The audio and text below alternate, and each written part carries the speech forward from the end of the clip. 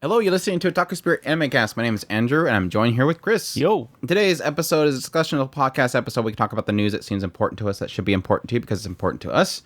Dive into our community, answer some great questions from our community members on the Discord, which you can find the link on if you're listening to us on YouTube. You get in the description, YouTube, otakuspirit.com. There's a link there, or you can just go to discord.otakuspirit.com. Tons of way to get there to a great community of people.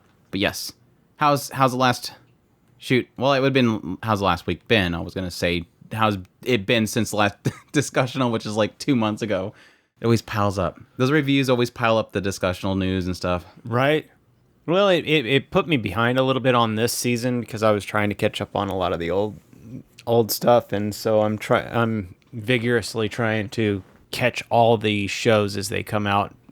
When a day comes, I try to watch all the shows, catch up on that, or all the episodes, catch up on that.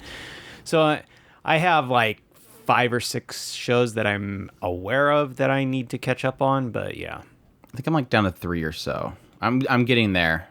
Right. The problem is I'm trying to do like you, but I'm doing it for the sake of like watch all the episodes in that one day. That way I can do impressions on it and it's all fresh in the mind. But right. Sometimes it doesn't work out because I'm just trying to keep up with everything and not get too far behind. But I'm almost to the point where I'm kind of comfortable with what I kind of did first impressions on. But it's fun. First impressions is always fun. Trying to keep up with everything else at the same time with Shoko Mondays and all that kind of stuff at the same time. So it worked out. But yeah, the summer season hasn't taken off. And of course, we're already looking towards the fall season with this news. So if you're ready to talk about fall, we're going to talk about some fall. Them's the breaks. But yeah, just make sure you get some input on the music this time around. I know sometimes you go, oh, why did you get this one in there? And then I go, well, because you didn't say anything. So there's a Teddy Lloyd out there somewhere. I think it was. Did I miss it? Yeah, I've been skipping some. I'm gonna be impressed if you missed it. I want to say it was. It's probably level 1 unique skill because I haven't watched that one yet. No. Or again, it's a show that I'm skipping the OP for or the ED for. We can look it up later. But yes, as per usual, at otakuspirit.com, that's where you can go for all of our links, social media links, ways to support us, Patreon, tips, links, memberships on youtube.com/otakuspirit. Tons of ways to support us. Hey, if you have a Prime account and you're looking for a place to throw your Prime, you can find us on Twitch as well. That's another way that a lot of people do it because they already have Prime. So like, yeah, just throw this. I don't stream there often unless I'm doing stuff that I'm avoiding copyright for. But it's still a way to kind of support us. That money still goes technically to us. So yeah. Anyways, the news. We have tons of news. Like I said, I don't know if we'll go through everything, but as per usual, I do all that new stuff on the youtube.com/otakuspirit.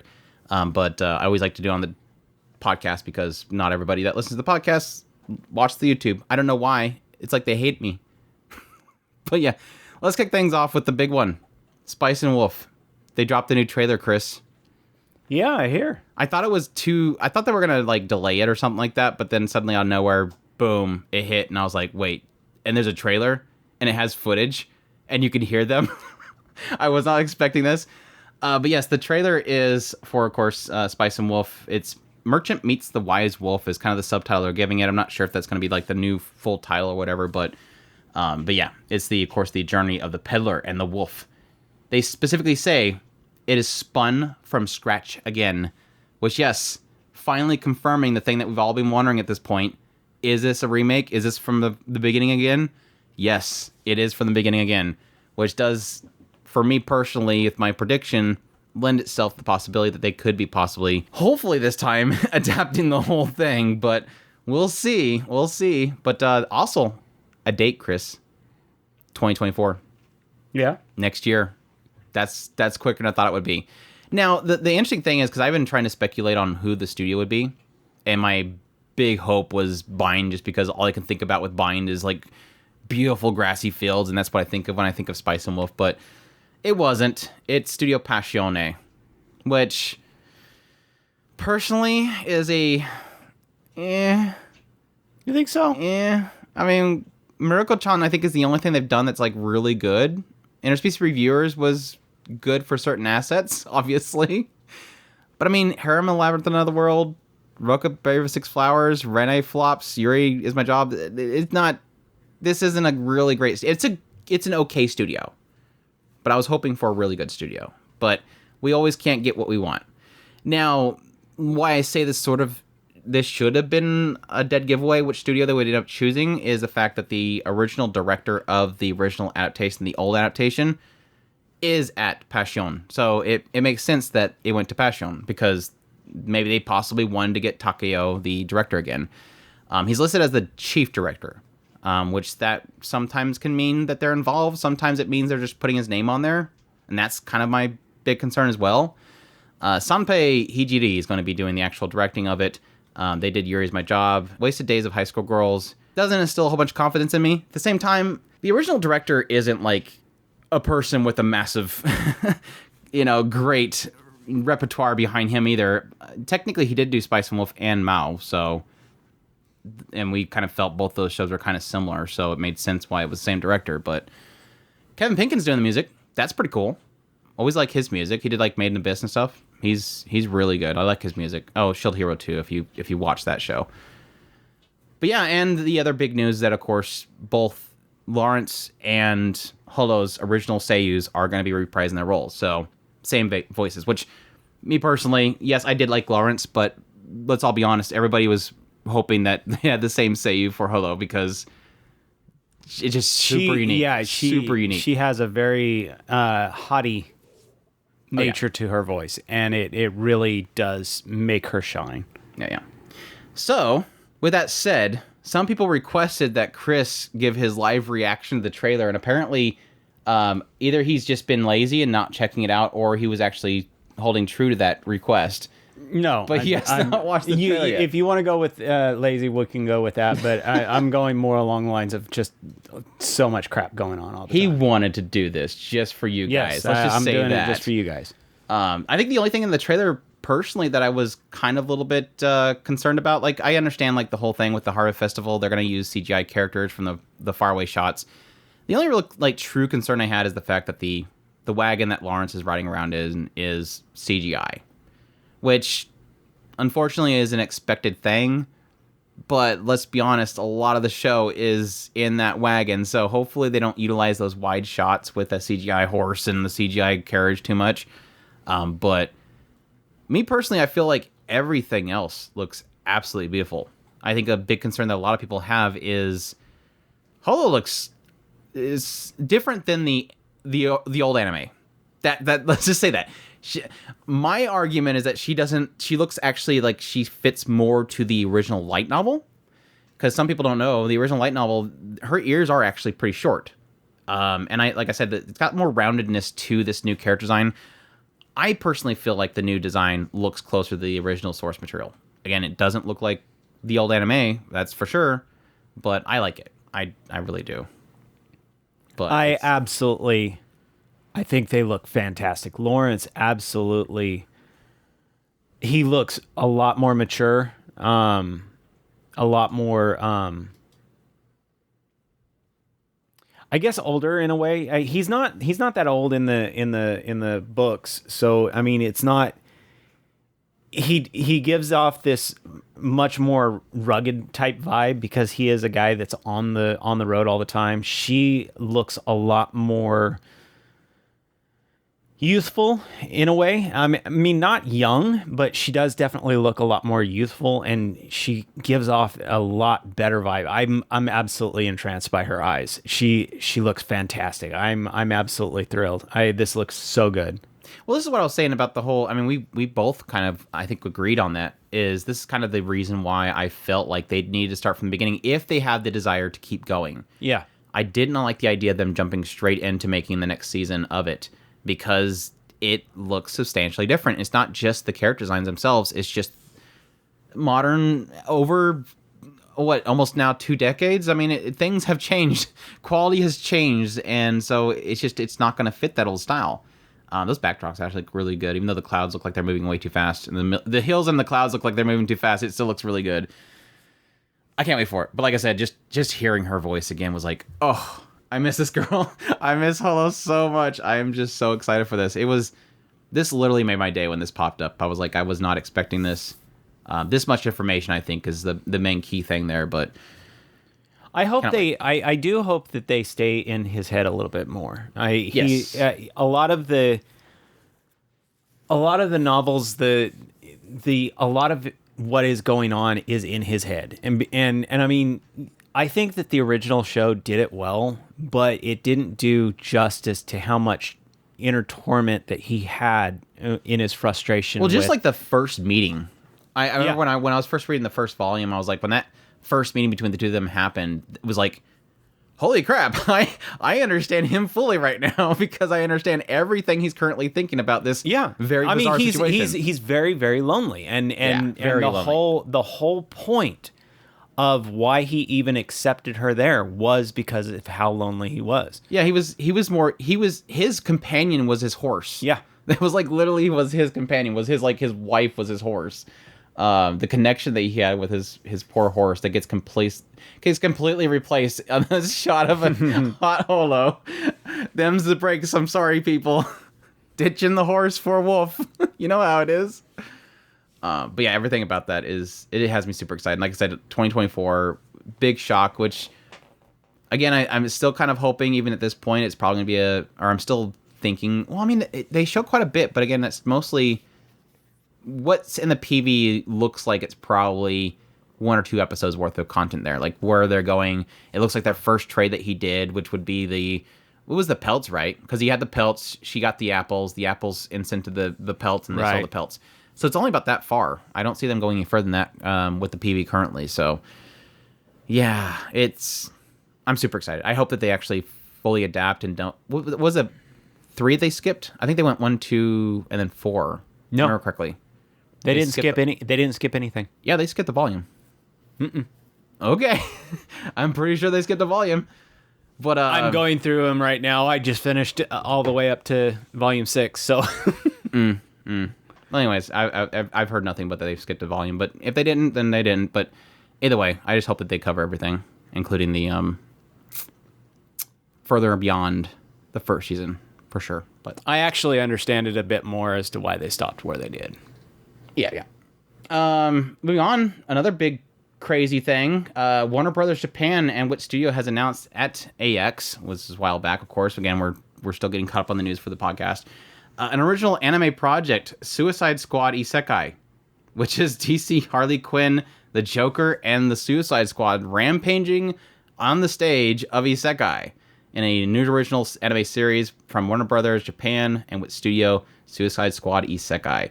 The most maddening worlds collide in an epic and violent fantasy with the strangest lineup of anime creators. Super crazy. This is so funny because when I first heard about this whole thing, I'm like, okay, Warner Brothers Japan specifically working with Studio. I'm like, okay, it's probably gonna be something maybe Japanese Warner Brothers related, but then no, they're like Suicide Squad. I'm like, I don't know. And then I watched the trailer. I'm like, okay, I like this. I like Harley Quinn already. She looks great.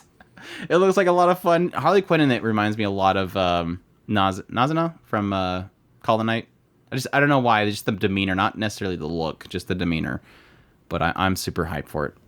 Yeah, I was definitely excited about Harley Quinn as well, and I was going in a different direction. I don't remember which anime I named off, but I think it was Lucy, honestly. But it definitely has an edge of, hey, come on, let's just go out and destroy everything type vibe, and she absolutely pulls it off, and I'm absolutely thrilled by it.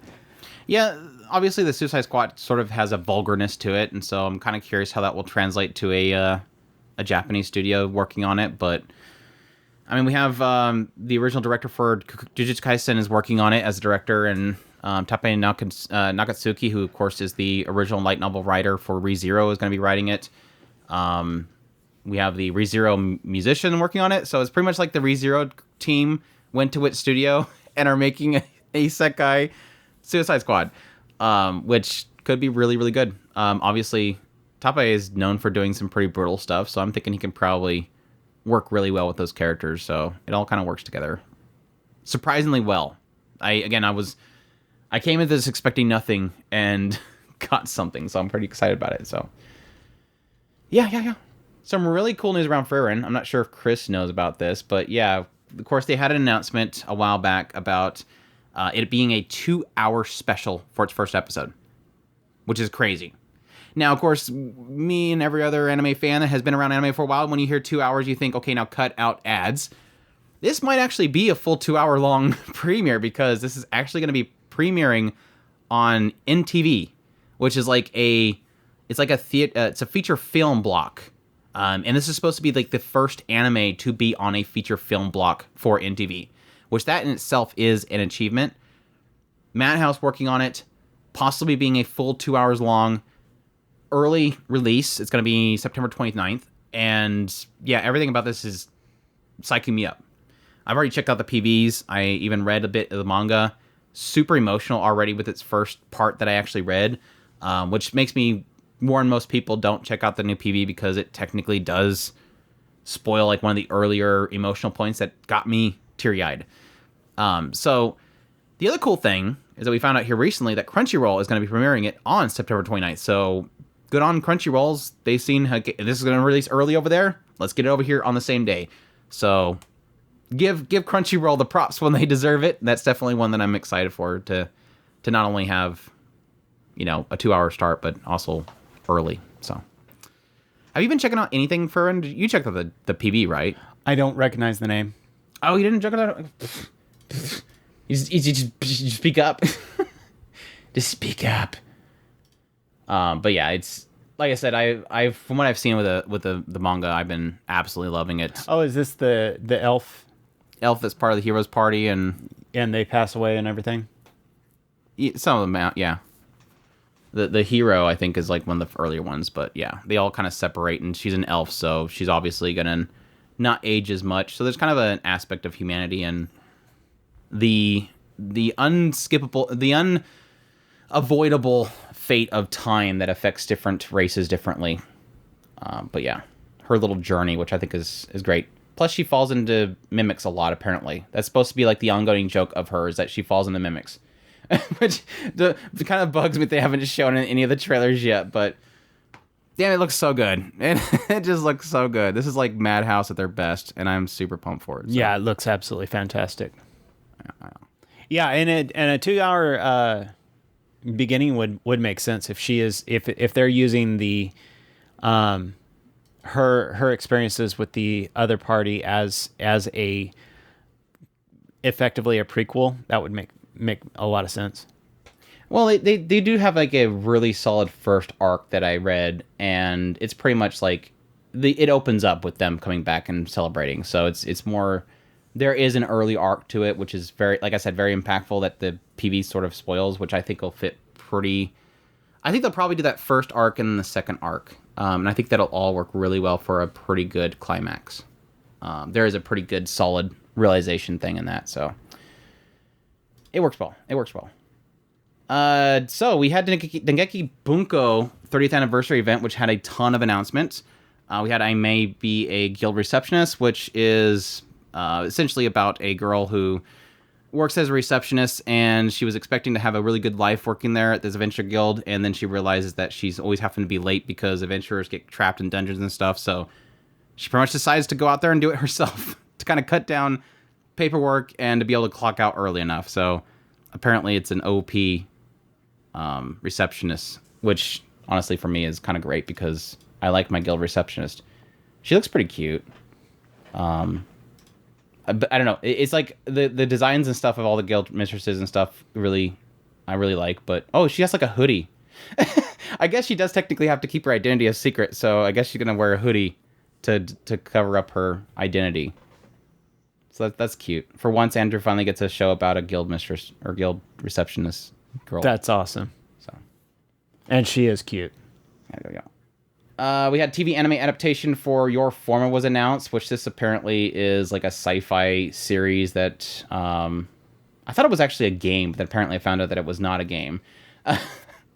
This one is pretty much an alternate universe, near future, where they pretty much have this disease, and they use this kind of technology to help people with the disease, which is called Your Forma, and then this person does investigative stuff, like diving into these systems, because the it's like a smartphone, I guess, like a device, and then you're able to, it like monitors everything you do. So I guess they're going to use that to tap in to find out what happens to crimes and stuff. But yeah, it seems like somebody that doesn't like AI, and then they're partnered up with somebody that is a robot. So you're gonna have that whole shtick going on. Do you trust the robots that you hate so much? We had confirmed anime adaptation of Love Between Twins is Indivisible, which looks really cute because we finally have a show that seems to be about two childhood friends. Yes, twins. Oh, I thought it was twincest. That too, probably. I don't know. They could go that direction. But yeah, like a tomboy. There's one of the sisters a tomboy, but actually a maiden inside, and the other one is like a otaku. So, place your waifu wars votes in there right now, so we can decide on which one is the better one. I don't know. Like I immediately think like the otaku girl is probably gonna be like the obvious pick, but at the same time, I sometimes don't really like those tomboys. Sometimes they just work. So, but yeah, it's a guy that has these twins are like childhood friends, and then love happens between them, and he's got to decide which one. Obviously, hopefully one doesn't end up heartbroken. You know, it's just gonna end up with him with both of them. Obviously. Degenerate otaku writers these days. Jeez. It's better than neither of them getting him. But yeah, I like the art style though. It looks really cute. See, you have to understand the concept. If one gets him, then the other doesn't. So it's better to just both of them just share him, and Why then not they don't have to both? worry about it. Yeah, exactly. It's like the taco Then thing. neither of them lose out. Degenerate people. The previously announced Can a Boy-Girl Friendship Hold Up? No, it can't. Has been confirmed for having JC staff working on it. So there you go with that one. Also, this was pretty big here recently. I think it got quite a bit of storm, especially on our Discord. But yeah, for all those fans of Sword Art Online Alternative Gun Gale Online, one of the longest titles ever, it's getting a second season. So more pink blur. What's she called? The pink killer, the pink. She's a pink storm demon or something like that. Yeah, pink something. With her little P-chan shooting stuff. Hopefully, this will be a season of less melodrama for me personally, but I'm super excited for more Pink Girl. I think she was fantastic. I really enjoyed her shenanigans and wrecking people, but my only problem with the first season, I couldn't stand the later parts. It was just too much for me. I couldn't take it seriously, and it was trying to look like it was taking itself seriously. Your thought? Did you enjoy the first season? Yeah, I absolutely loved it. Even the later parts when it was getting all like super heavy and stuff. Yeah, it didn't bother me. It was just like they were playing a game, but yet everybody was acting like they were literally dying, and it was like, please stop. Like this isn't the original Sword Art Online. I mean, there was a gimmick to the other girl, but it was like, people chill out. It's just a video game. It's that whole aspect of like, stop trying so hard. These are gamers. They're not going to be like screaming like they're literally dying. I don't know. It was a bit much for me. Plus, I didn't really like the other character. I think that whole story was a bit much. But again, I think they were starting to open up a lot of stuff around the character outside of the game.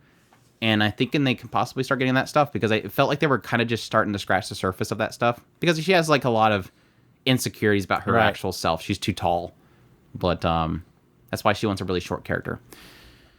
But yeah, it's because wasn't it that she played that game because it was the only game that because it like all the seeds of Sword Art that or the original game of Sword Art Online was like spreading out, and whatever server you went to, it would like randomly select you a avatar, and that was the only one that where she got a really short character, and so she started playing it. Well, if I remember right, that was the only one. That was the only one where they actually did randomize. Everybody else was able to customize. But why would she pick that game over any other game? Because that's the only game that gave her the short character. I don't remember. I think maybe it was probably just because it was the first one that she had went to. It could be. I don't know. And she thought the character was cute. So I mean that was her thing, was that she liked cute things. Yeah. But yeah, that's great news. We also have the Two Sides of Voice Actors Radio Staff 2024 premiere and teaser visual was released. So it's another Seiyu related type show.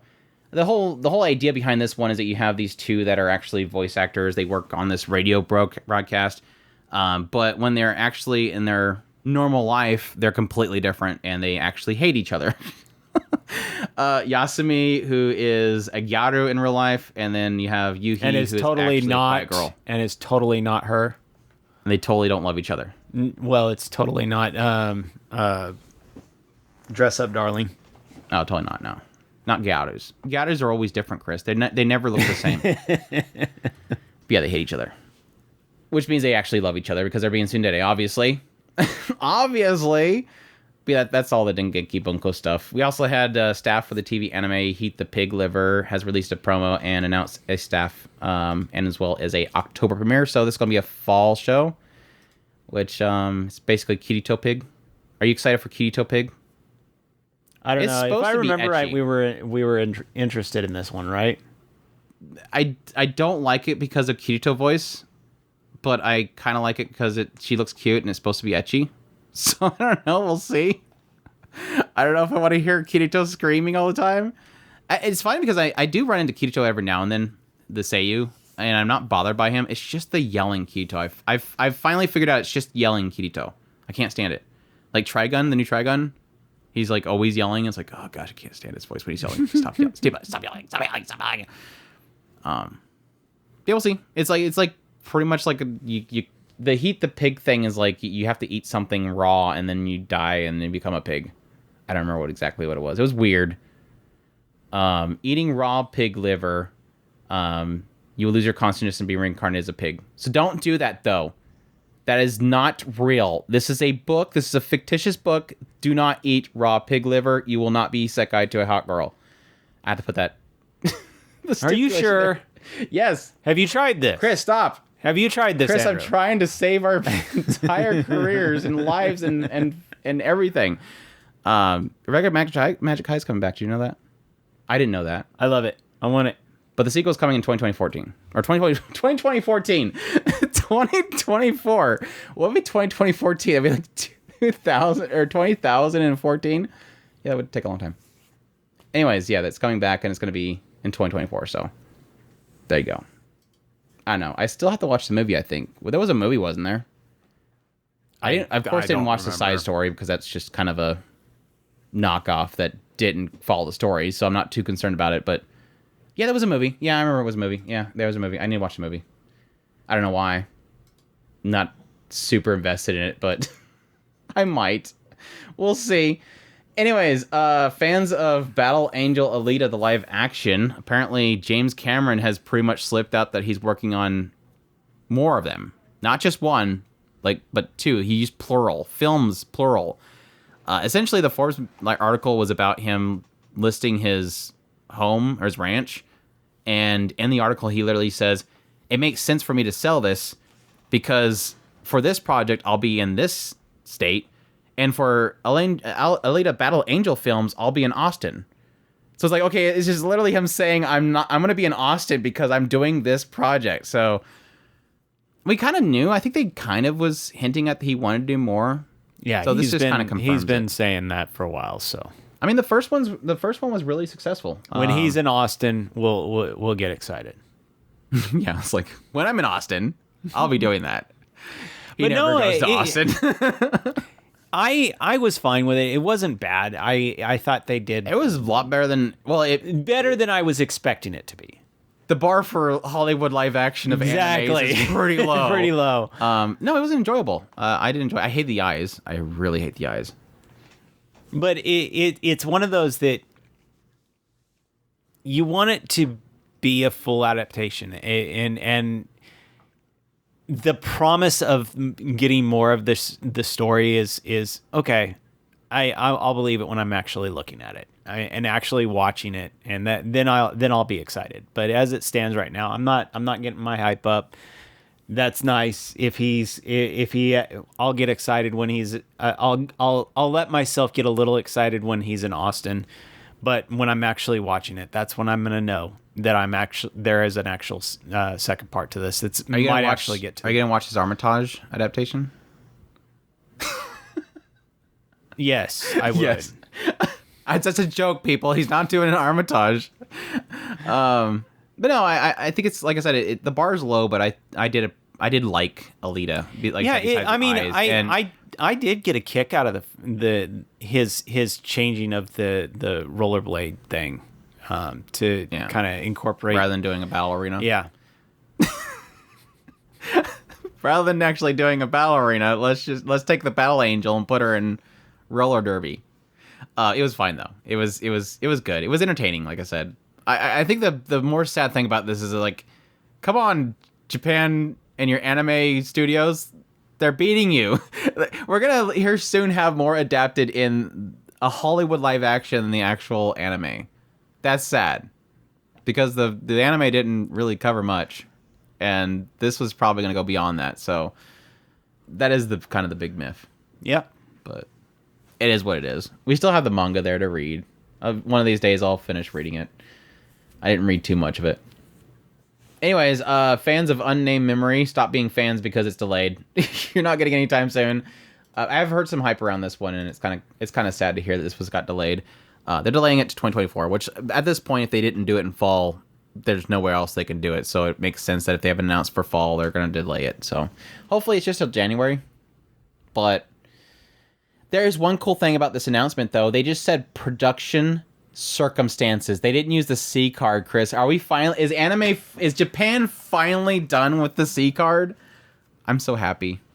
Maybe. I'm so happy. It's the little things, Chris. It's the little things. I get excited about that kind of stuff.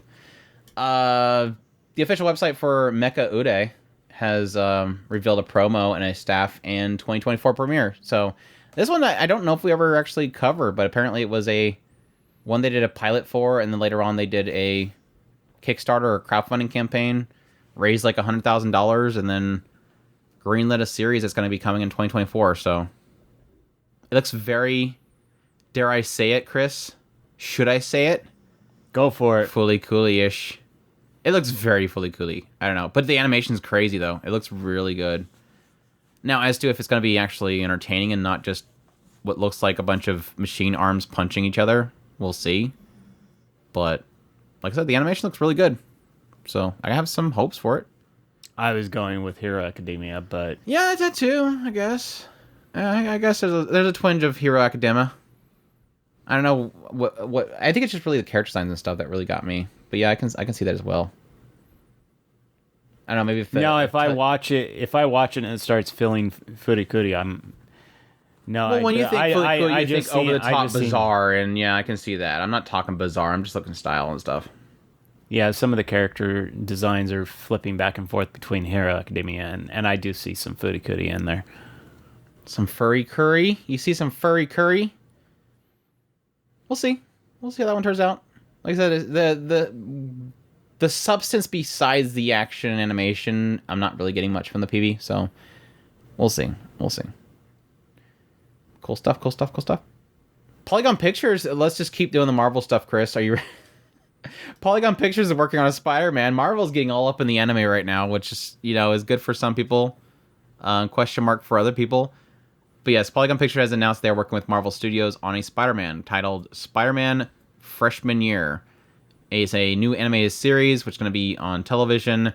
Marvel has described it as an animated series that follows Peter Parker on his way to becoming Spider-Man in the MCU, with a journey unlike we've ever seen before, that's in a style that celebrates the character's early comic book roots. I'm sure for all the comic book fans, they understand what that means. I don't. Written by executive producer Jeff Trammell, and as a joke I made on my video talking about this, that means it won't be on Mal. Because everything in Polygon Pictures that's got an English name on it, Mal doesn't put up there. I don't know why. Oh, yeah? They did that with the Pacific Rim, the Black. I don't know why. It was like they just don't want to put it on there because it has some English names on there. Even though, like, Polygon Pictures and all the staff were all Japanese. Whatever. Just a dumb thing. But no, I was like, okay, this makes sense. Polygon Pictures doing a Spider-Man. If you're gonna have an animated Spider-Man, he's flinging through the air, probably the easiest studio to pull that off is going to be a CGI studio. Sad, but true. Which again, like I've said before, if it's full CGI, I'm fine with CGI as long as the CGI is good. Polygon Pictures does good CGI. But this says that it's on his way to becoming. So it's going to be like not him being Spider-Man. So why do we need Polygon Pictures to animate this? That's where I suddenly went, wait, I don't know if this adds up. Yeah, I'm actually kind of curious about that too. Now that you've pointed it out, I didn't really. When it dawned on me who Polygon Pictures was, I was like, oh man, because I've never been big on Polygon Pictures. Andrew's really likes Polygon Pictures as far as I've been able to tell, but I've never really. I mean, their stories are fine. But they tend to pick some shows or some stories that I'm not big on. So this one kind of sounds more like a slice of life ish, and that kind of would lean towards something that I'd be interested in. But I didn't even think about the fact that technically it's slice of life before. Yeah. So yeah, I mean, Polygon Pictures would be stronger on the action side. I mean, it could still be like, I don't know, a few episodes in, he becomes Spider-Man. It's just the way that it's stated, way to becoming, makes me think that. But no, I really love Sidonia. Really enjoyed Ajin. I think that their adaptation of Ajin was good. I've always criticized their characters, especially early on when I first started watching the shows. Sidonia, especially when they first started, was like, yeah, very stiff-looking human animation. But they've definitely gotten better over time. Now, my question mark is, in a style that celebrates the earlier comic book roots. So it makes me wonder if Polygon Pictures for this one is going to get creative with art style, because they don't really do crazy stuff with art style. Polygon Pictures usually goes for something that's more like anime, but with detail, if that makes sense. Right. So I'm not sure about them applying some sort of cell shading or something that's going to be unique. I mean, it might be interesting, just like they did with the Stan Lee one, but that wasn't Polygon Pictures. But yeah, it makes me wonder and I think they actually talk about it with the press release for this, but they're pretty much fresh off the heels of the new Spider-Man animated stuff that came out. So maybe they're possibly going to go with that style, which I still need to watch, by the way. I'm not that I'm a huge Marvel fan that I'm not, chomping at the bit to go watch the latest I've heard a lot of good things about it, so don't get me wrong. But we'll see. Official website for the anime adaptation of The Witch and the Beast released a promo, Chris. Are you ready for Witch Hunter Robin? I'm really hoping this is going to be a Witch Hunter Robin. I'm just hoping this ends up being a Witch Hunter Robin. But yeah, they released a staff visual and January 2024 premiere. Studio Yokohama Animation Lab is going to be working on it. Essentially follows a feral girl with long fangs and eyes of a beast, and a soft-spoken man with delicate features and a coffin strapped to his back. They head to this one town that's in a thrall to a witch, and they're there to settle a score. Probably take out the witch. Which makes me, again, immediately think of Witch Hunter Robin for some reason. Because hunting witches. And it's sort of got a little bit of that style. And of course, Witch Hunter Robin's a lot more dark, visually dark. But I don't know. I can always hope for more Witch Hunter Robin, just from a different creator. I'm taking it in. I think it looks beautiful. Absolutely looks beautiful. Very curious about it. That's for sure.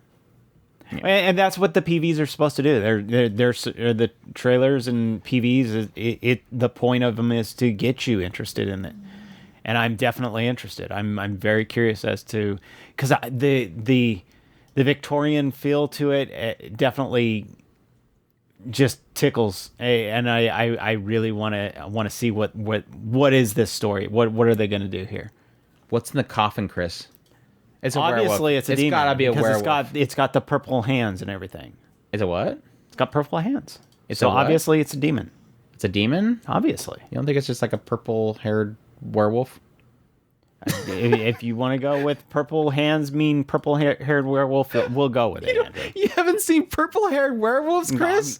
No, sure. It's canon. Weren't they purple in Twilight? We'll go with it. I mean, whatever. Hey, Twilight werewolves were purple. Were they? And you could pet them. Which version of Twilight were you watching? Some weird comic I read at one time online. Things got weird. I don't think it was official. I'm pretty sure that the sparkly. Well, I mean, you have sparkly vampires. Why not sparkly purple vampires werewolves? like blinded you, and so the werewolf suddenly What was his started. name? Jacob. You know, Jacob's just going through one of those phases, so he decided to dye his hair purple. Just he's rebelling against his family and dyed his hair purple.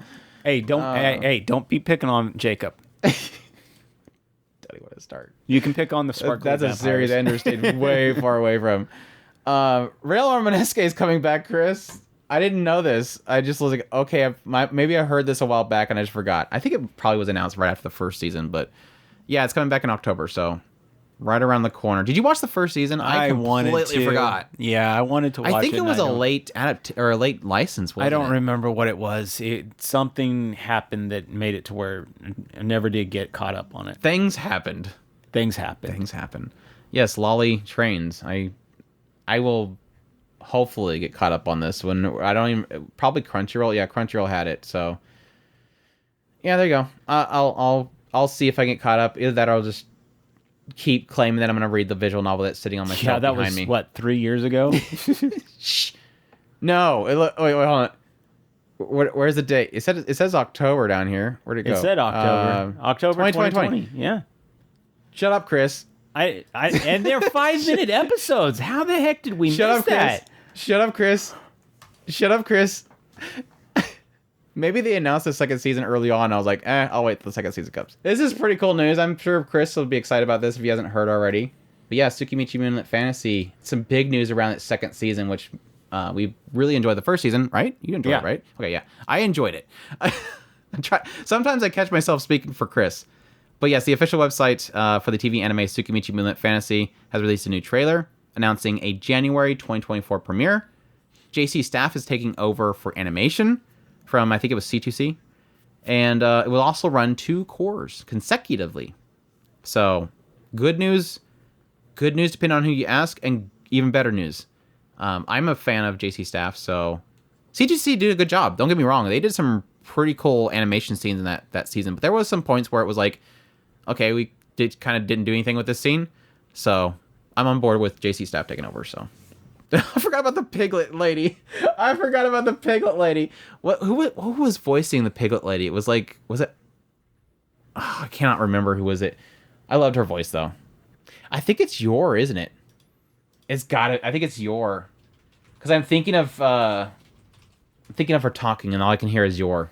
So I'm assuming Yor Forger from that Seiyu. Sayori Hayama, which is her, right? Yep.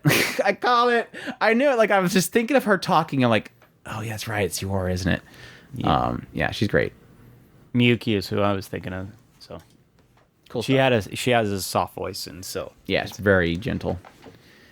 Let's see here. It was a voice that really did kind of offset the and made her character kind of contrast well. So it was very, very special. The gentle little ogre. She was an ogre, right? Or was it orcs? It was an ogre. I don't remember. Anyways. Cool stuff, though. Cool stuff. Demon Prince of Momochi House has announced an anime adaptation, which can be done by Studio Drive, which, of course, did here recently. Explosion is Wonderful World. Mishoko Tensei JavaScript Incarnation's official website has announced that they will be running for, of course, 2 split cores. The second core will be running in April of 2024, so it's going to be 2-season break, just like the first season was. And yes, they confirmed 25 total episodes for the second season. So that weird quote-unquote leak about it having 60-something episodes, obviously bullcrap. And yes, based on the pacing of this last episode, yeah, they're only going to do 24 episodes or 25 episodes. So, pretty much everything expected, right? Pretty much. Yeah. We're expecting a split core. We're expecting 2 cores. It all kind of falls into place. So, see here. Netflix has announced at Anime Expo that it's going to be debuting Pluto on October 26th. So, right around the corner. The other cool thing they announced is that it's going to be 8 60-minute episodes. So get ready for that one, Chris. I think you were pretty excited for that one, right? I think the PV looked pretty cool in it. They look a little bit too action-y for you. But I mean, it's like, Astro Boy stuff. Only the fact that it was Astro Boy is the only real reason why I would have any interest in it. And that's only vaguely because I like Astro Boy, but I'm not big on Astro Boy. I think it had a time. Yeah, it had its time, and exactly that's the point. It's I only kind of, and I didn't even get that deep into Astro Boy. It was more along the lines of just for the knowledge sake of checking it out type thing. You know what I mean? Yeah. It's like going back and watching. To get into it. Stories back then weren't that deep. Yeah, going back and watching Magical Girl Milky or whatever her name is. You only go back there. Super Milk-chan? No, I'm joking. It's not Super Milk-chan because I like to hear recently. But going back and seeing some of those, mostly just for the knowledge of the genre, not necessarily because you're specifically interested in that as some kind of a. Well, it's like Gundam. You going back and watching the old Gundams. Yeah, very, very dated, but it was an experience. It's sort of a classic legend kind of thing. So I can see that. The official Twitter account for 365 Days to the Wedding has announced that it will be airing on television. This was previously announced as getting an adaptation, but they didn't have an actual format for it. So now we know. But of course, that's the one that follows two coworkers that are both introverts. Apparently, their office is opening up a new office in Siberia, and they want to send non-married couples over there, or non-married people to it. So the guy decides to hook up with his coworker and get married. So, yeah, it's a good excuse to get married to a hot coworker. There you go. He's like, I don't really mind if I go to Siberia, but damn, it's a good excuse to hook up with that hot coworker. She'll never suspect it. Let's get married because you don't want to go to Siberia too. No, you don't want to go to Siberia. Why Siberia? It's like of all this is like they're gonna open up a new place in Siberia. Like I that's the last place I would think they would bring up. But maybe they're a ice company. There you go. They want to sell ice to somebody, so I'm gonna move on. We got an update on the Apothecary Diaries, which I think the last time we watched a trailer of this, both me and Chris were pretty stupidly hyped for it. This is, of course, the one with the main character that's voiced by Aoyuki. But they released a new visual for it, a new PV for it, and a October premiere. So another fall show. Super hyped. It looks so freaking gorgeous. It looks so freaking good. I love it. But yeah, super hyped for that one. Cannot wait for it. But yeah, there you go. TV Asahi has announced a new original anime TV series, which is Our Rainy Protocol. This one is essentially an esports anime because, when I think of, one thing we have not done in anime yet is esports. Anyways, it's premiering October, so another fall show. The youth drama centers on the world of esports. Shun Tokinoya is a second-year high school student who started working at the esports cafe Fox One after his father's accidental death. Spoiler. However, it comes to light that Fox One is in considerable amount of debt. In order to pay this debt, Shun and his friends enter Zaxarion Championship Tournament to win the tournament's prize money. So, there you go. That's the... I'm not a big esports fan, but I can honestly tell you that you're not just going to go, well, let's go win this esports tournament. It's the esports players are freaking. They have macro like mad. You're not just gonna jump in there and do a tournament. I'm gonna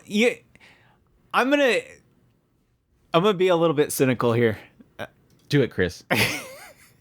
Because to me, all right. You think of a sports show like Tsurune or something like that. And they hyper focus on everything that the characters are doing, or like the basketball anime, where they'll kind of exaggerate something or something like that, but they still hyper focus on everything. What are they going to hyper focus on? The moves? the abilities. I mean, are they? He's doing this strategy, and therefore he's going to forest, or he's gonna jungle, and he's gonna do this, and it's like, what are you going to hyper focus on? How fast he moves his mouse across the mouse pad? I mean, well, the character's on the screen. The character's on the screen. The game they're playing. They're going exactly. That means that they're going to. Well, to be fair, the PV doesn't show any games. Yeah. So my assumption is, based on what I'm seeing with the actual PV, is that this is going to be a slice of life. Just it's going to be centered around them playing that. I don't think it's going to be so focused on the games themselves. But it is odd that you don't really even see, like, what game are they playing? Like, this is a tournament for Zaxxerion. I'm guessing that's the game because they show a login screen for Zaxxerion. What is Zaxxerion? There's a wolf. Well, that's the logo for the store. I mean, if it's a slice of life, that would make sense. I mean, they could probably pull it off. If they're going for sports, it's just this sports is going to be esports. Then that I don't think is going to go well. Yeah, well, like I said, it's going to fall on its face. The joke there is that if you're trying to draw on a esports crowd, they're going to immediately see this context and go, no, you don't just go, I need to save the store, so I'm going to play esports. It doesn't quite work like that. You got to have the macro, man. You just can't jump into this stuff. You got to have the macro. Anyways, we'll see. The girls look cute, so I don't know. Maybe Doki Dokis. Kadokawa has released cast information and a 2024 premiere for Mysteries, Maidens, and Mysterious Disappearance, which is a mystery series with a very heavily stacked lady. So there you go. Story follows these two as an aspiring novelist and who loves mysteries and works in a bookstore with a boy named Rin Arashino. They witness strange occurrences and attempt to solve mysteries. Great synopsis. You could not have guessed based on that title. They look at mysteries. The staff for the TV anime You Were Experienced, I Wasn't, and This Is How We Started Dating, has released a new premiere date, which is October. So, yeah, the Gyaru that's experienced that starts dating the guy who ran him. What do you mean? He lost a bet, right? I think the idea was that he lost a bet and he had to ask her, and then she's like, "Well, I'm not busy, so sure, I'll go out with you." Yeah, he lost a game, yeah, and then Doki Dokis happen, and she's a Gyaru, so that's the new in right now. And he's gonna go, "Whoa, whoa, what?" when she's taking off her clothes because he's not experienced and she is. It's in the title, Andrew. So obviously he's got to go, "Whoa, whoa, what?" And she's probably going to realize, hey, this guy doesn't really want me for my body like everybody else does. And then Doki Doki's, right? She's awesome. Is that how it's going to go? Gyarus are awesome. I love Gyarus. He's not like all the other boys that just want to sleep with me and Doki Doki's happen? Shut up, Andrew. It's a Gyaru. Who cares what happened to the story? Move on. I don't care about all that. I like the deep discussion Andrew's trying to make here. There is no discussion. It's Gyarus. Layback Camp's coming back, and they're actually changing studios, Chris. They're going to 8-bit. Moving away from C Station, which I'm all for because 8-bit has done Encouragement to Climb, and that's a really good-looking climbing show. Good. I all I want is more of that. I love this show. Did you watch the movie? I didn't watch the movie yet. I think Crunchyroll finally released it. Don't think so. I watched her go to sleep in the car. There you go. And it was cute. The car sleeping arc. Chris has watched that. It was cute. It was cute. Yes. Did you miss that part? I don't remember. It's been like 3-4 years. I don't know. It was only a year ago. No. Dropkick Mama Devil is coming back. The spin-offs is coming back. It's going to be on December 26th. I would think that they were probably drop-kicked into oblivion after that last season. Everybody was mad at them. Yeah, that happened. They were mad. Well, they still managed a crowdfunding campaign because this spin-off is the crowdfunding campaign, which is coming December 26th. Of course, I still have another season coming, but this is just the specials, which will drop on December 26th. So I'll be checking it out. Hopefully, it's not more tourist stuff. Hopefully, it's not funded by cities again, Let's stop with getting funded by random locations, please. And then having your funding ripped out of certain locations that think you were offensive. It was the funniest episode. Just saying. Yeah. Anyways, Toho is launching an international website for e-commerce. They're going to apparently have one for... They're both in North America, but one is going to be focused on Godzilla franchise, and the other one's going to be called Izo, and it's going to be stocking original Japanese merchandise for anime fans. It's going to be including merch from Toho Animation, as well as My Hero Academia, Spy Family, Jujutsu Kaisen, Attack on Titan, and Chainsaw Man. So, pretty cool stuff. I'm all for, quote unquote, a competitor in the merchandise realm in North America right now. My big question mark is I'm wondering if they're going to have local storaging of this stuff, or if they are just going to be doing like international shipments. Because that's obviously the big concern for buying anime merch, is that you have to pay for very expensive shipping. But that's one of the main reasons why there's not much merch available to the West, is because stocking random stuff that doesn't sell fast enough and just gets stuck in a warehouse, because we literally get bored of franchises as the next season starts. So whatever they don't sell in a particular season could end up being stock sitting on the floor. So I'm assuming they're going to be shipping from Japan, in which case I hope they have some really good systems set up for shipments, because otherwise it's going to be very expensive. But we'll have to... I'll keep an eye out for that. Whenever that does finally launch, I'll keep an eye out for it to see if it's locally stored or if they're doing international shipments or whatnot. But again, I think it's a cool idea. Having more availability of merch for the standard anime fan that doesn't know how to dip through things like Ami Ami or Mandarake is good. Cool. Exciting, Chris. You look for that Godzilla merch? No. Is you think that Godzilla has that much of a fandom in North America that they can launch a website around it? It's got to be international shipping. They are not going to store Godzilla stuff over here.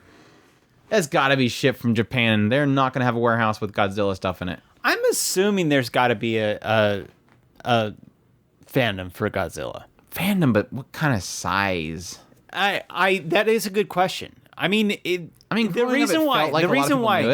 reason why I say that is because I do know that there was a cult following of the original Godzilla. Back in the day, I remember like crazy fandom around Godzilla films. Yeah, what was one of the channels? Wasn't in Sci-Fi, was it? One of the channels had Godzilla on it a lot. I would say it was probably Sci-Fi. Probably, yeah.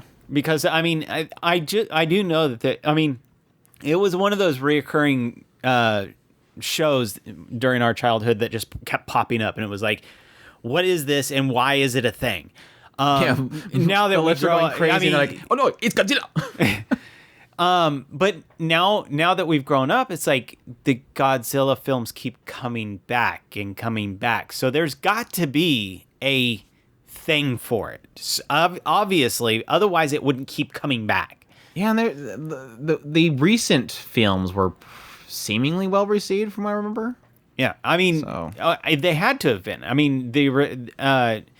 When they made it the remake recently, and then now they're remaking the remake. One back there on, what was that, 2012 was it, or 2020 or 2010? That was one back there. It was like, oh, that was terrible.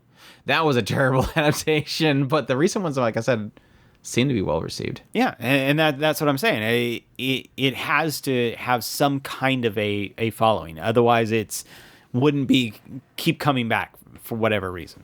Yeah, y'all know the anime with Godzilla and Godzuki was the best. Godzuki. And Godzuki. Anyways, what else do I have here? Oh yeah, Saint's Magic Power is Omnipotent has a premiere date, Chris.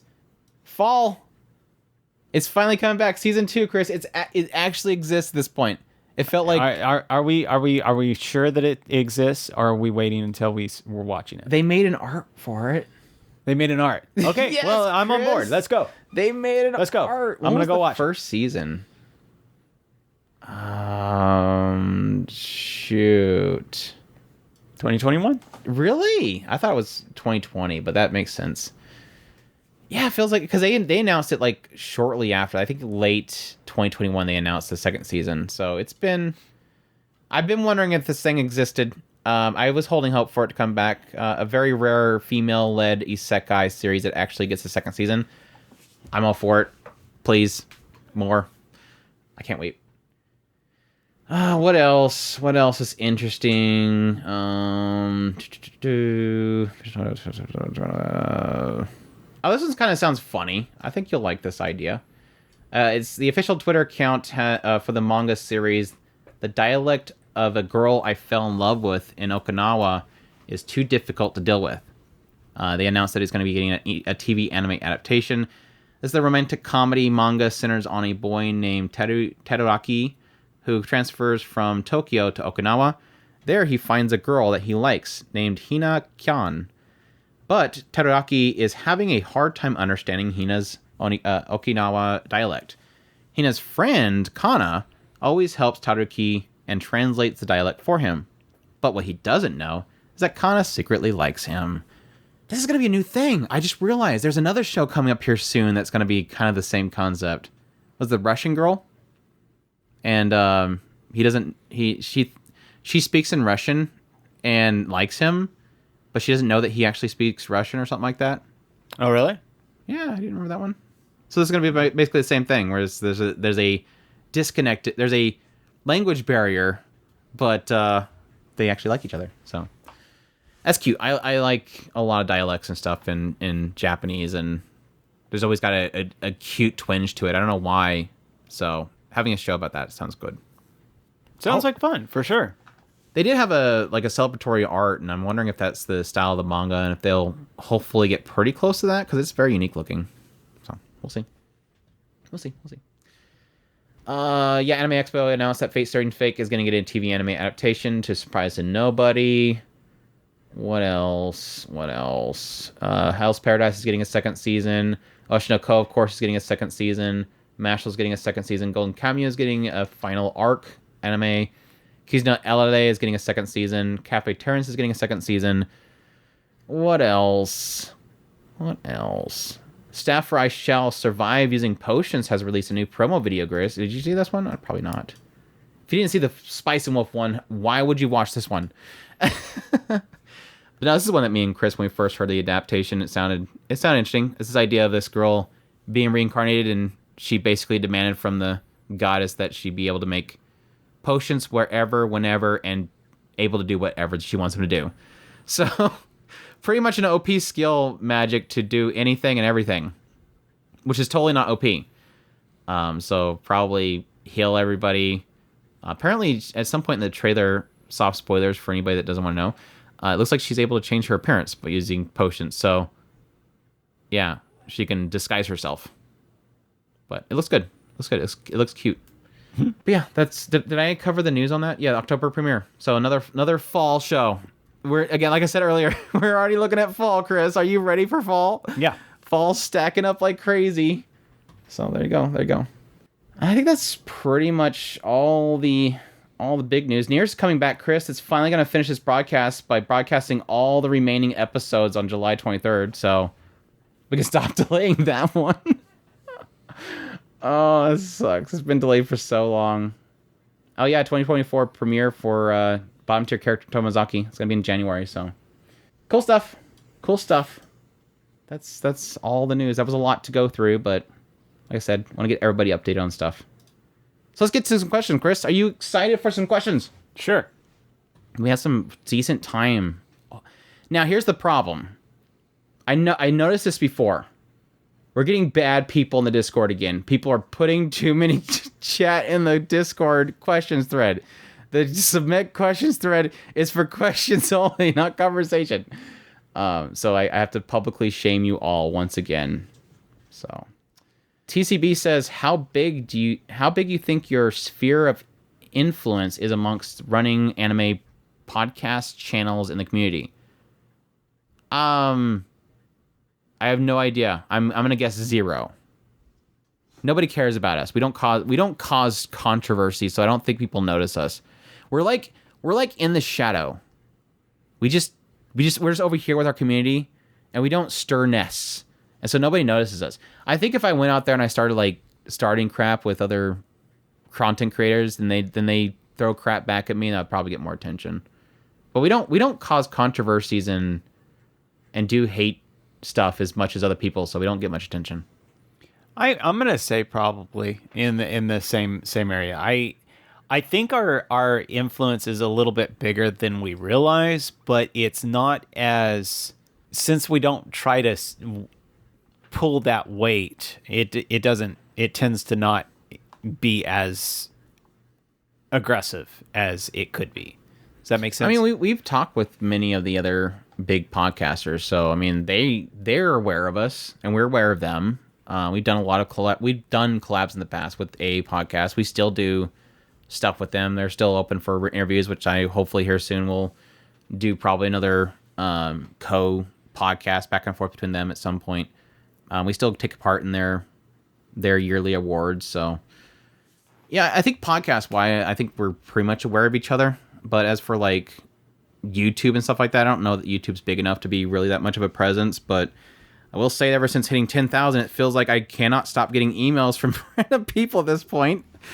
I appreciate every single one of you. If you for some reason are listening to this, you're probably not, because you're probably just contacting me because you see my channel has hit 10,000. I don't need a thumbnail banner maker. I'm so tired of emails about thumbnail making. It's like I make videos so on the spot. I do not have time to wait for somebody to make a thumbnail for me, and I have no money to pay you for making thumbnails for videos that are not going to make that much.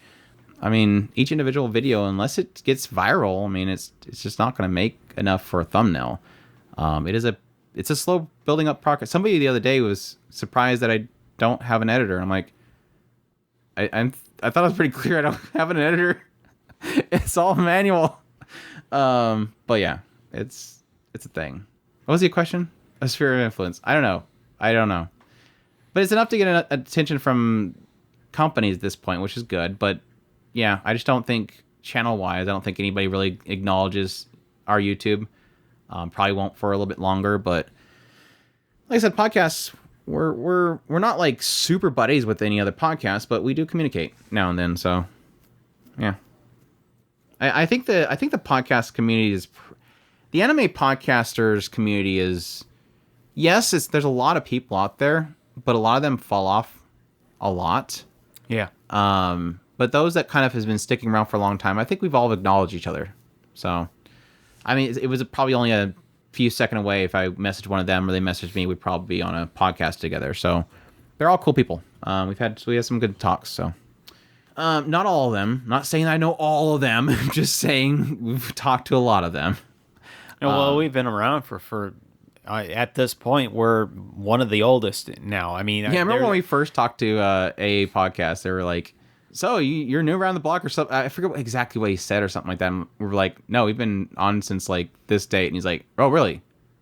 It was like one of those moments of like, yeah, we've been around.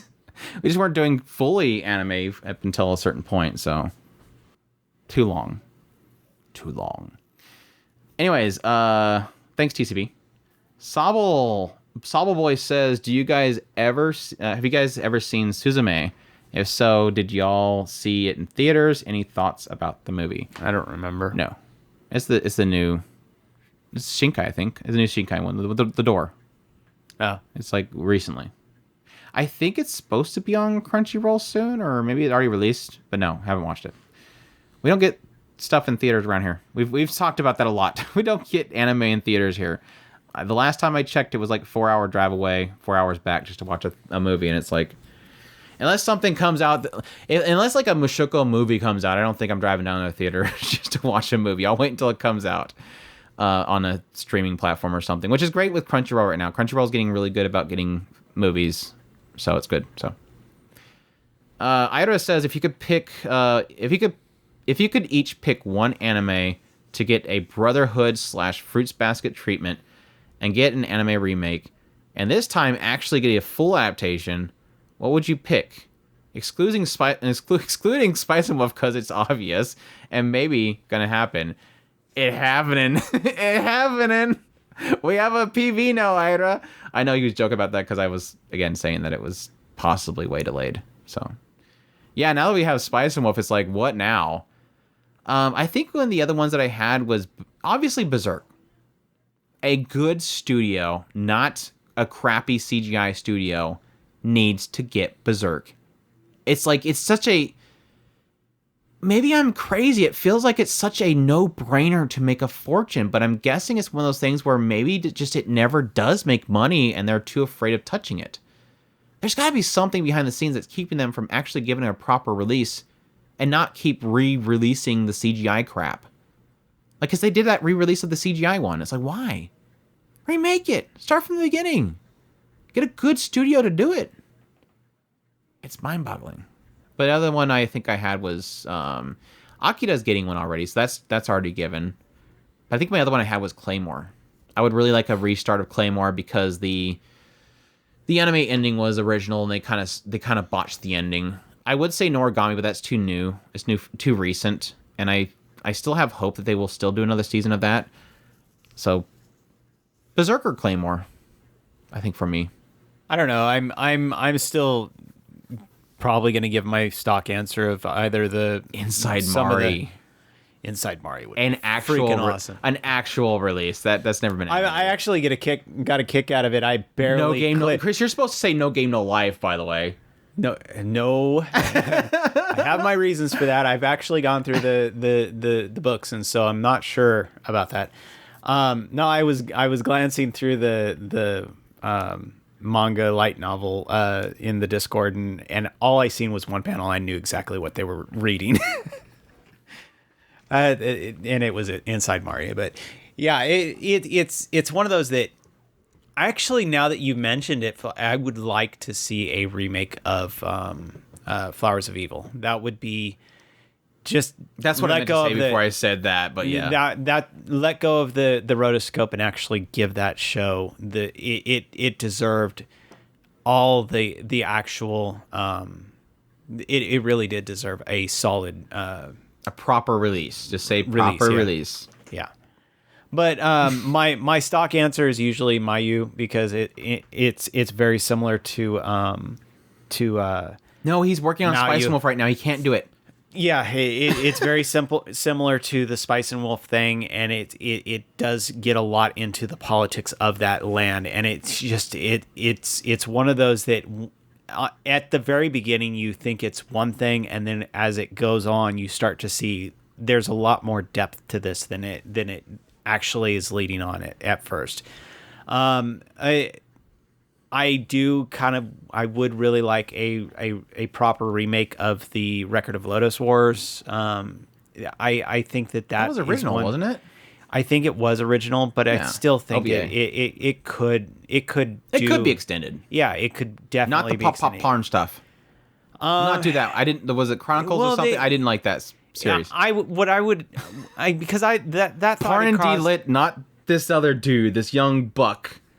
Sorry. I would say even that could be done, just not necessarily as comedic as it was. You didn't like the Papa Parn parts? I didn't care for the Papa Parn. Papa Parn. But it does have it has the twinge of that area, and that stuff is actually, there's so much depth to that What was the Berserker's name? Orson? Probably Olsen? was Olsen. Sounds right. Yeah, him and the girl. That was a cool story. Great characters. What was the other mage's name? God, it's like I almost remember every single character's name, and that's scary because I haven't watched it in so long. There's such a memorable characters back then. Such a good, the Grey Witch. Good one. Yeah, I would even go for a Some Aspire So What done properly, because it's like, again, when I watched that show, it felt like it had a good story. Just the studio was not doing good. I think that one was more a victim of the same thing that we've been bringing up with a lot of these light novel adaptations. It was very much a victim of the not in their head thing. Now, how much of it, I don't know, because as far as I could tell, they were very close to the light novels, but it seems like a twinge of it was a lot more because it wasn't in their head so much, because especially when it came to the other characters, the classmates, it was in their heads as well. And so since they didn't have as much comedic vibes that Aoyuki can pull off with, she carried it. Yeah, she absolutely carried it. She carried it. Since they didn't have her voice kind of making a lot of that goofy hijinks of her getting all excited about every time she leveled up. On the classmates side, it was a lot more darker, and you could feel the push, especially with like the hero boy. His inner turmoil involving balancing between doing the right thing and not wanting to be involved in a lot of that stuff, which I don't know.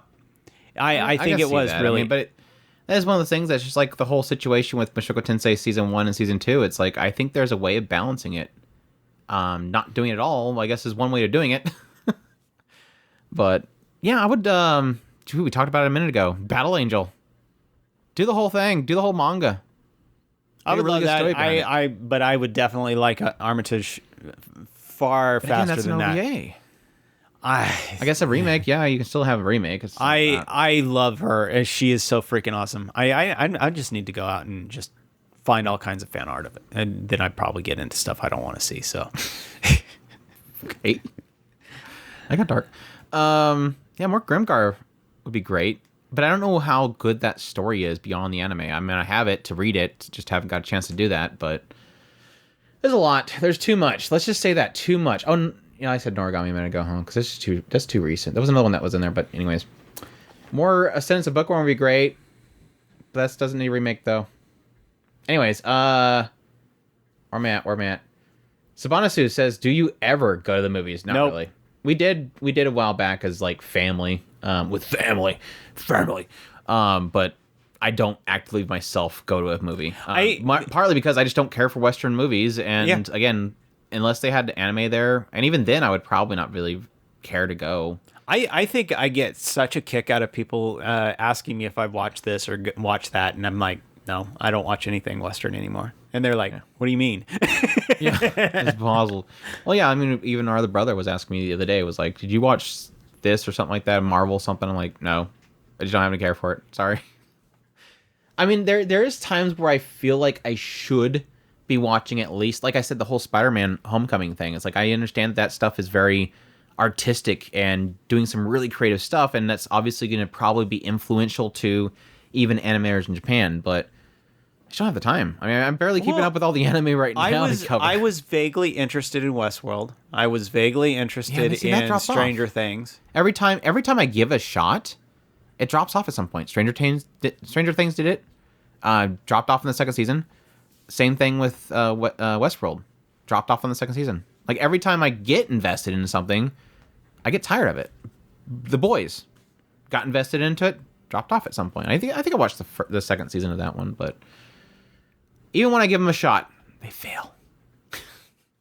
I think my attention is more grabbed from Korean films lately, so yeah, which is weird. Sorry, Sabanasu, we're boring. I'm gonna watch Squid Game before I watch anything at the movies. Squid Game was okay. The ending sucked. Well, it goes into what we're talking about is I don't watch anything Western. So if I'm going to go and watch something else other than anime, it's going to be something that I'm interested in. And Eastern. What am I interested in? It's going to be Squid Game. Eastern. Death Metalhead said, when is the last time either of you played a visual novel? Recently, I've been enjoying the medium and spending an hour or more a day on visual novels. A few follow-up questions for this. I think that's a really good plan, Death Metalhead, because my biggest problem with visual novels is they don't invest, and I think that's probably because I try to sit through too much at once in one sitting. That was the whole point why I bought, if you guys see in my videos, this big old row of Switch visual novels, because I think Switch is perfect for visual novels. So I think that's what I need to do. I just need to I think my problem is that I want to invest too much time in a single sitting to read it, and I should probably treat it like books or whatever, where you just kind of hitting a couple pages at a time, put on standby, put it down. I think the only problem is that most cases with visual novels, they are long conversations, and so dropping a conversation midway through kind of is a bit difficult. Because, man, at least the visual novels I played are very wordy. But yeah, I want to. Yeah, that's pretty much the answer that I would have to give is I want to. They're time consuming. Very time consuming. Yeah, if I any time that I'm not watching anime would be dedicated to a game, and if I was going to dedicate in a game, it would probably you play a lot of games with visual novel elements. Yes, which I used to do a lot. And that's 13 Sentinels is a good example. They have a game mechanic like a strategy or something, and then you're doing a lot of visual novel style conversations and storytelling. Yeah, and that one of the things what I was getting ready to say is I've been goofing off on kind of smaller type games. If I actually had time to invest in a game, I want to play Zelda. Right now I have gotten to a certain point in the game, but I know that if I get in there, I'm going to be dedicating a whole big old chunk of time, and so I don't really want to do that. And so I've been dedicating goofing off with teeny tiny games. Huh? You don't have to make excuses. Just say yes or no. No.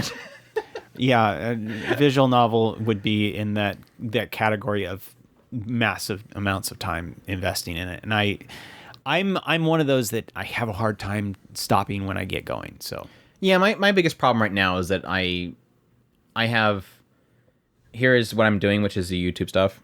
And then of course every Monday we're doing the podcast. And then to do the YouTube stuff, I have to watch all these shows.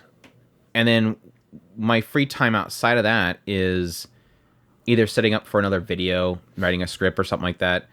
It is looking up news, putting together news broadcasts or news podcast or news videos.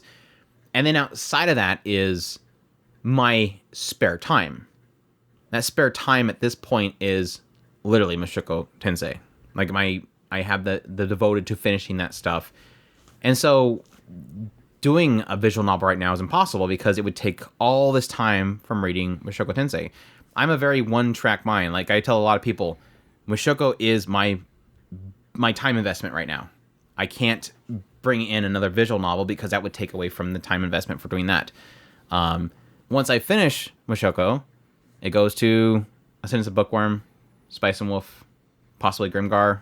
There may be some visual novels, but they're basically like a book for me. I can't do a book and a visual novel at the same time. I just don't have the time. That's like when I mention the light novels that I read. Technically, I'm not reading them. I'm listening to them while I'm working. I mean, I do love the fact that when I had got on the Discord and I had mentioned in the light novel. Did I say that Bookworm's getting an audiobook? I think that it got mentioned at some point. I don't know if we talked about it last time. I don't know if I scrolled past it, but that's a cool thing. Yeah, that's like freaking massive. I really, really would love that one. I mean, right now I've got Spider that I did, Shield Hero, Faraway Paladin, Realist Hero, and Spice and Wolf. And I just finished the Sword Arts. I absolutely love it because it's one of those things that I think that when we had you just lost your I think that when we had first heard that J Novel or Yen Press was thinking about doing this, it was like, yes, this I don't understand how we haven't done this already. This is a massive move for them, and when they were just dipping their toes in, if you're not supporting these, if you're one of those that listens to podcasts, audiobooks would probably just be a natural shift over for you. I mean, it it is kind of nice to finally get a lot of these. Listening to the Sword Arts, I was actually surprised how fast a lot of those went through. It went through a lot of those because it didn't. It felt like thinking back on the show meandered in a lot of those cases, but a lot of the high points were all hit in the story. I am very surprised that the light novel 2 is all the side stories, and the first light novel just went right straight to level 75. That blows my mind. So it is interesting to see a lot of the way that that stuff is kind of situated out. So yeah, don't know how I ended up on the light novels. By the way, it was volume 4 of Spice and Wolf they skipped. I don't think I got to that volume one yet. 4.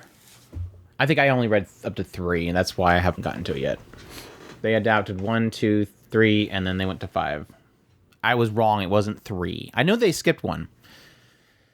Anyways. But no, to answer you, the recent one that was the last time that I did, was probably 13 Sentinels. If you don't want to consider that be a visual novel, it would have been when I was doing Clannad. I was doing on Twitch for a while. I was doing Clannad read-throughs, and I went through like 2 arcs or 2 character routes, and then I never got back to it like I usually do. I got sidetracked. I have read a few, like Planetarian. I've done quite a bit of Clannad, like I said. I've done quite a bit of Grisaya. And I think that's it. There's probably another one that I'm not remembering. But yeah, like I said, a lot of visual novel-like stories that I've done, but they're more like RPGs and stuff. I do want to eventually do the Jinrobuchi one. I really do. I think that's probably the next one that I want to actually do, because I might, maybe this next Halloween, maybe I might finally do it. We'll see. We'll see if people can pressure me enough, and I will do it maybe for a Halloween stream. I think that'd be fun for October. You said, what's the last visual novel? I just did the answer. What was the last one that you did? Or do you remember the last visual novel you've done? Or at least started? I also tried to do that one Aniplex EXE one that they released on. I started the Fruits of Grisaya, but I never got very far into it. Yeah. When we were hot on that. Top 3, I guess since I've only really kind of completed a couple of them, I guess put Planetarian up there. I don't know, it's probably not that great. I was enjoying how Clannad was. Grisaya, not so much. So, there you go. All right, I'm going to clarify. 4 is where they ended. They only did 1, 2, and 3. Okay. 4 is going into the next section. I'm just help. I'm just saying, Google, every article right here is saying that. I'm not arguing with them or you. You guys argue it. You talk to every Google response here and tell them they're wrong. You're right. If they skip 4, Japan Geek 5. Hold on. Then 5 would be. You're wrong. Reddit, all of you are wrong. Let's see what else. Who else is wrong? The Wikipedia for Spice and Wolf apparently is wrong. That anybody can edit that. Epic Dope. Let's see. Oh, they don't say. But you're all wrong, basically. Chris is right. I don't care. I want to read what Death Metalhead says. Any visual novels that you're looking forward to, like I said, I want to read the Jinrobuchi one. Doesn't have to be a new release. Can it just something that you always want to check out? I do want to also do the Tsukihime stuff. I would really like to get that, because I've heard nothing but good things. Even though I don't know if I want to get into that Typhoon area. Like that Type Moon area over there. It's kind of scary. Yeah, these Type Moony people are really scary. And if you start doing that stuff and then you say, I like this, they're like, you know nothing. And you're like, okay. I do have really, like you mentioned. I hate to say this, but I really do want to get into the full breakdown of the Type Moon. I really but that's a box that I'm honestly scared to open. Yeah, you got the next 15 years of your life to devote to it. Pretty much. That's the point. I really want to go and do a deep dive into the entire Fate Stay universe, and it's one of those that it's just a box that no matter how you look at it, it's too overwhelming. He said he lately enjoyed Aokana for Across the Blue, great visual novel, and would recommend it for both of you. Yeah, I was actually, from what I remember, I was enjoying the anime. I just think like the things around the whole game itself it looked bad, but I knew the characters were good, and so I had some confidence in the actual visual novel, thinking, okay, this is probably one of those ones that, because let's be perfectly honest, a lot of visual novel adaptations just don't work. They're not good. So I did end up getting the Switch version of it, so it might be one of those ones where I get the Switch version of it, but I might have to like sidestep it a little bit, because I think that was one that was technically censored when it went to Switch because Nintendo. And obviously they're not going to have prawn on a game console, even in Japan. And that's the Japanese release, by the way. So there was a really nice period of time where there was a lot of visual novels hitting the Switch in Japan, and they had English options, so it's really cool. So thanks, Death Metalhead. One more, hopefully two more, maybe. Four Stickman says visual novel that you think would make a good anime. You guys are asking what's the fascination of visual novels? When do we've ever indicated that we read a bunch of visual novels? I guess make the Jinrobuchi one into one, because I can't stop hearing people talk about how great that is, because it's the only visual novel that I've really touched recently that has not got an anime adaptation. So there you go. As far as me, just to save everybody the trouble, I haven't really done very many visual novels. So any specific anime IPs you would like to get your hands on? I'm jumping forward. We're still back at Four Stickman. I feel like it feels like we get less anime based on visual novels now. Do you think it's true, and why? Yes. Because I mean, when was the last time you had a visual novel? I think literally the last visual novel adaptation that we got was probably the Rewrite. That was probably the last one. That one would be a good candidate for a remake. Yeah, do anything but what you just did. Anything but what you did. Anything where you actually get into the characters in a significant way. There was a lot of characters, and they barely touched any of them, and it made none of it made any sense, and there was a lot of CGI raptors. But no, it had cool concepts in it for sure. It just didn't work out. But yeah, it's sort of died.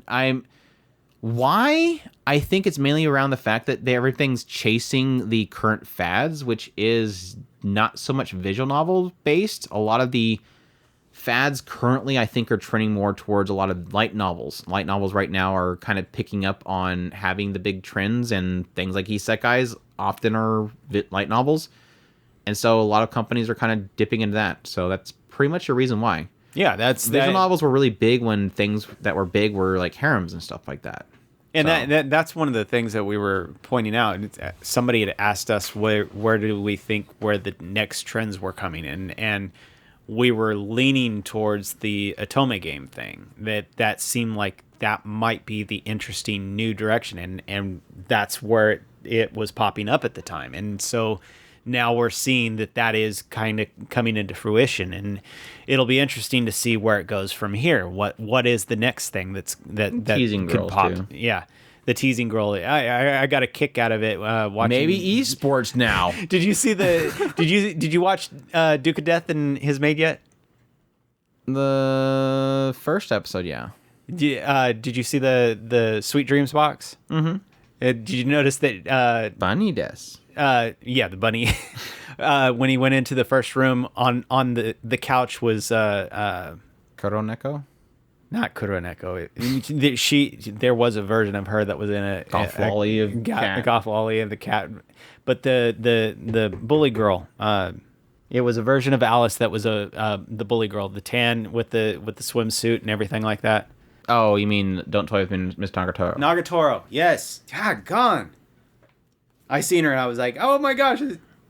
And yeah, you weren't there.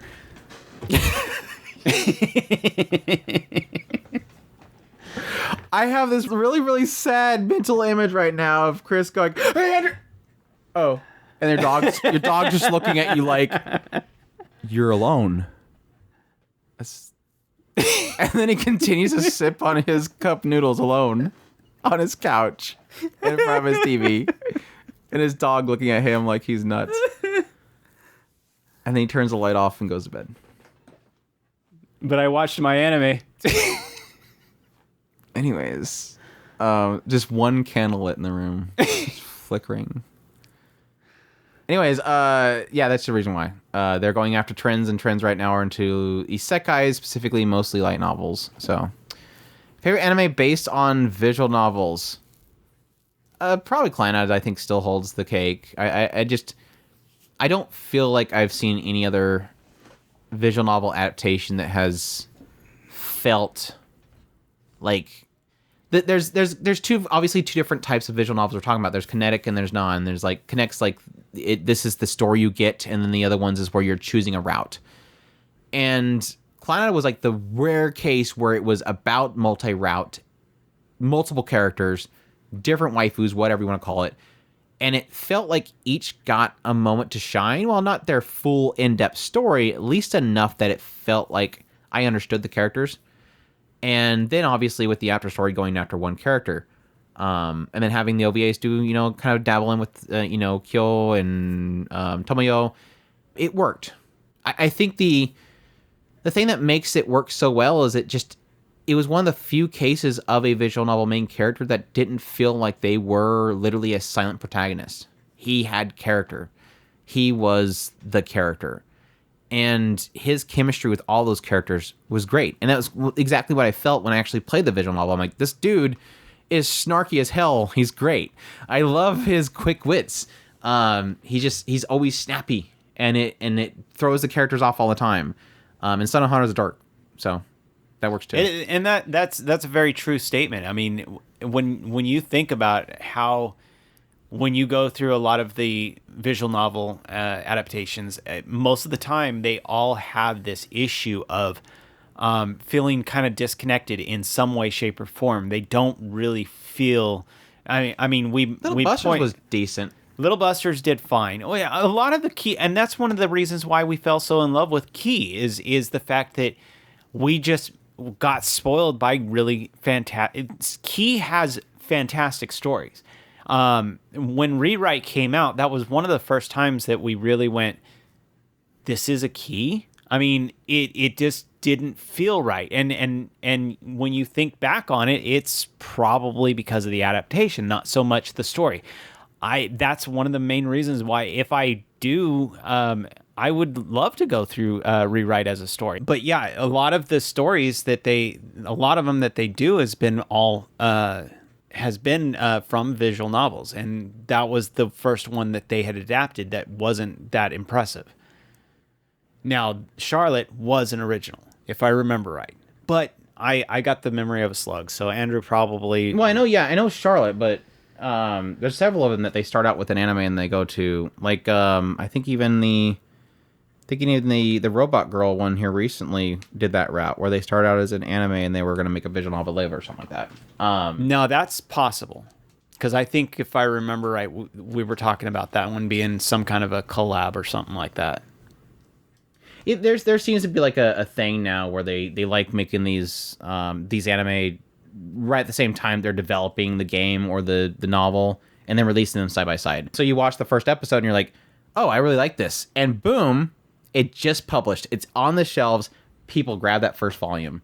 It's a lot better than having, like 5 volumes out already. Right. You release the first episode, and then everybody's like looking for the first volume because they want to start from the beginning. It kind of works out really well that way. So I guess that we'll wrap it up there. Sorry, Petro. We spent too long talking about visual novels that we didn't get to your question, but we'll get to it soon. We'll probably in about a couple weeks, because we'll be doing our... Obviously, I guess to get in there, thanks all the questions. But yeah, we should be going into music episode tomorrow, or not tomorrow, not doing tomorrow.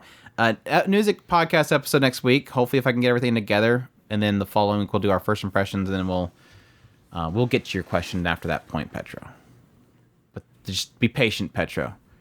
You're degenerate anyways, watching Kiss Sis on our Discord with Adrian. But yes, we're on our Discord. Would welcome you guys to join us there. Great community of people there. Great discussions. And yeah, watch-alongs of Kiss Sis every now and then, apparently. But also other watch-alongs that are official watch-alongs that Ira puts together for us. So you could actually do the official one. But yes, we thank you guys for listening. We hope you guys enjoyed this podcast episode. And yeah, we're otakuspirit.com. That's where all of our links are, social media links, ways to get to Discord, ways to support us through Patreon, and other ways as well. Like I said, you can go to twitch.tv/otakuspirited.